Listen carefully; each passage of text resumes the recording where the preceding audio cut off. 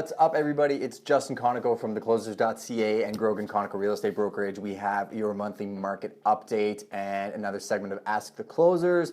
So the live streams have been working really well. We're really happy with the flow of them. So if you guys have any questions throughout the live stream, we're happy to answer them in real time. Obviously, we'll be talking about the market and some other fun things that are going on in and around the city. So let's get started. Just as far as the actual statistics, last June was the best June ever. So for the past couple years, when we've been doing these market updates, we're consistently saying how, the London, St.Thomas region is setting record month after month after month. As far as certain statistics go, a lot of times when we're comparing the statistics today to, say, 2007, we're usually just behind or, right at the cusp of matching those rates. So, 2007 was when things were booming, pre-recession. So the indication that we just had the best June ever showcases that we're past the point where the recession really took its toll on the city, and we're now growing from that point. You can definitely see that in the marketplace. So there was 1,133 sales last month. Hey Tara, how you doing? You were definitely part of the sales in the last couple months. Hope you guys are getting well situated in your new home. So the inventory from last month to this month is actually down 24.3%. So last month's market update, we were talking about how we're moving into a seller's market. CMHC is still taking their sweet time making that official announcement, but everybody that's out there in the field knows that we are truly in a seller's market. Depending on what you're looking for and what price range, it's still super competitive out there. I can see you're watching. Yes, every time somebody jumps onto a live stream, I can see you guys are watching. So if you guys want to interact, you have any questions, you need me to do anything for you, let me know. Tara, obviously, you're one of our clients, so if you need anything from us, you need us to run and grab groceries, we'll probably do it for you. Matt Sobey, thanks for joining, buddy. So the other thing that I wanted to talk about briefly was the best time to sell. So given that we're moving into a seller's market, we're doing a lot of appraisals for friends and family right now, giving them an idea of what their homes are worth. At the same time, a lot of people are wondering, should I list now? I haven't found a house yet. And I mean, that's a discussion that is done on a case-by-case basis. But if you're looking to sell your home, now is definitely the best time to do it. A seller's market is when you're going to have the biggest pool of buyers looking at the smallest amount of inventory and willing to pay the highest price for that. Now, digging in a little bit more, you can sell any time of year. I mean, we list properties in the dead of winter and end up selling them for great prices, just like we do in the springtime and the fall market. So there are ideal times to sell, but I mean, it can change by week-to-week basis. So if you go back to some of our market updates in the spring, I know it's very weather dependent. So, we've seen weeks where there's just an influx of inventory, and all of a sudden you go from being the only house for sale on your street to competing against 3 or 4 others. Nobody wants their neighbor's house to sell before they do, so it creates a bit of an interesting dynamic. The average sale price is actually $272,084, so that gives you an idea of what you can get for your value for your money. What's up, Desmond? Hope you're doing well, buddy. The new truck looks amazing. On the commercial side of the business, things are still doing really well. So the leasing world a couple years ago was going through a bit of a drought. There was a lot of vacancy downtown. There's still quite a few opportunities available for the right tenants out there, but stuff is getting snapped up. We did some wicked deals, moved some companies that were growing into some new spaces. Pretty excited to make some announcements when the time is right. I have a couple pieces of inventory coming up that I'll talk about in a little bit, but downtown we have about 2,000 to 5,000 square feet of pretty cool space for the right person if you're looking for something downtown. The inventory for sale on the commercial side of the business, it's low. Like depending on what you're looking for, we've had people ask us, I want to buy my own building around 5,000 square feet in Northwest London. A lot of times it doesn't exist because commercial lending rates are so cheap that a lot of the commercial landlords are just holding on to their properties.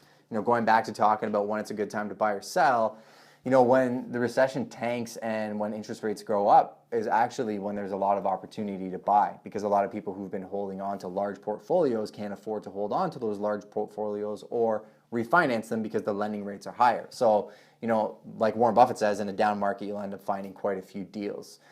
As far as commercial leasing, there's been some good solid deals being done in the core. I know of some large pieces that, that Dundas, Talbot, King area have gone together there that are going to be announced. I don't want to, make any announcements that it's not my place to make announcements on, but if you guys are curious as to what's happening downtown, give me a call. We can have a separate conversation.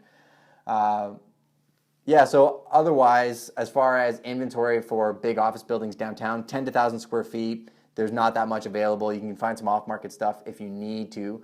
As far as our inventory, we have a couple fun things coming down the pipeline that I want to talk to you guys about. We have one that's coming up in Grand Bend. It's about 100 acres of recreational property, phenomenal log home. It has its own lake. It's completely off-grid, so you'll never have to pay for hydro in your own life. New solar system, new batteries. It's pretty awesome. We're actually looking at it from a recreational use perspective. So there's a new winery being built a couple roads over. Grand Bend's going through quite a lot of redevelopment. Not sure if you guys know about that, but when you're coming into the strip, the whole farmer's field on the left-hand side is actually slotted for residential development. The right-hand side has already begun. There's a lot more stuff going on in that area than people even realize. So I think down the road, there'll be quite a lot of potential. And our place is actually behind the racetrack area, so that 100 acres of bushland is prime. I mean, you can see dirt bike trails back there, tons of different things. I mean, it would make for a phenomenal retreat or bed and breakfast. So, you know, if somebody's got $2 million and wants to buy it as their home, feel free. We're happy to sell it to you. But if somebody's looking for a recreational commercial opportunity too, that's coming down the pipe.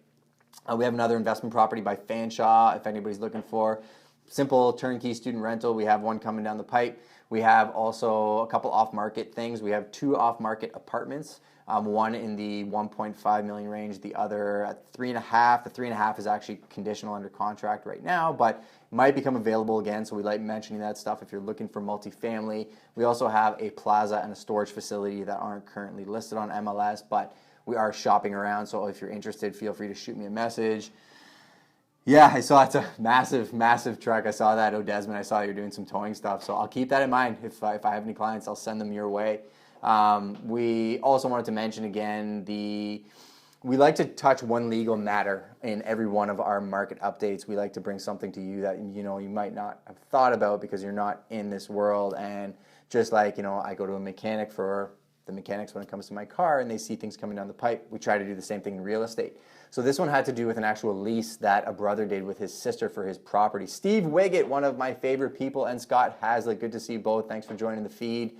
So a brother and sister were basically creating an agreement for one of their properties. So the brother owned a house, had a basement granny suite, and decided he was going to rent it to his sister. So they went to tribunal because the lease that they had written actually indicated that the sister had the right to stay there for life.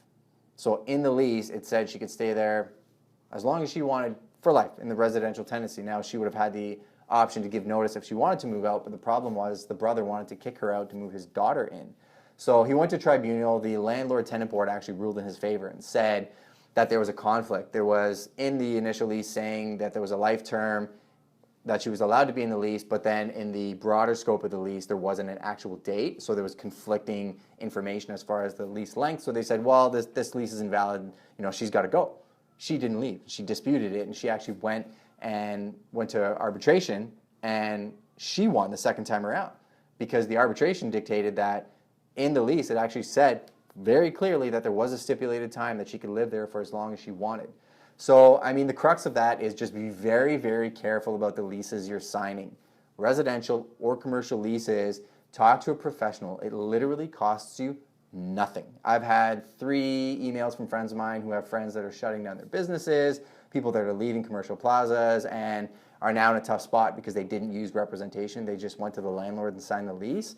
Get a professional on your side. We deal with this type of stuff every day. We see the loopholes. We see the little clauses that you just glaze over and sign because you're excited about your new spot that can come back to bite you in a couple years.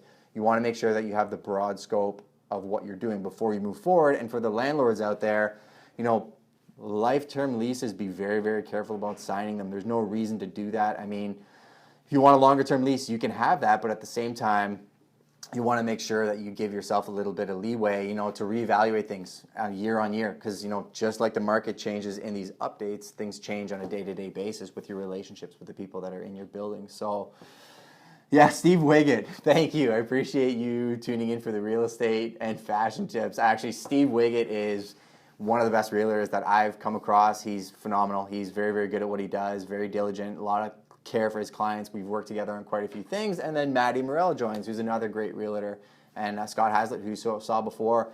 I think people have a bit of a misconception in our industry that, it's completely cutthroat. We're all out to get each other. I mean, it's a perception that rings true in pretty much all industries. But what I've noticed in our market compared to a lot of the other markets where I have friends that work, you know, a lot of us work together on stuff. You know, Matt helped me out with our last purchase. We just did a deal for some phenomenal clients on Oak Ridge. Couldn't have gone smoother. I mean, he was there for us when we needed him, you know, and vice versa. I know Steve Wiggett's always been there for my clients, and you know, I'm happy to help him any day. And it's a really, really good collaborative community of people. So, you know, that said, I just wanted to thank you all for paying attention to the market update. If you guys have any questions, you can email us, info@theclosers.ca. You can text message me, 519-860-6547. We're happy to give you as much value as we can. We really, really appreciate your time, and we hope you guys have a wonderful July. Hope you guys stay cool in the humid heat. Take care.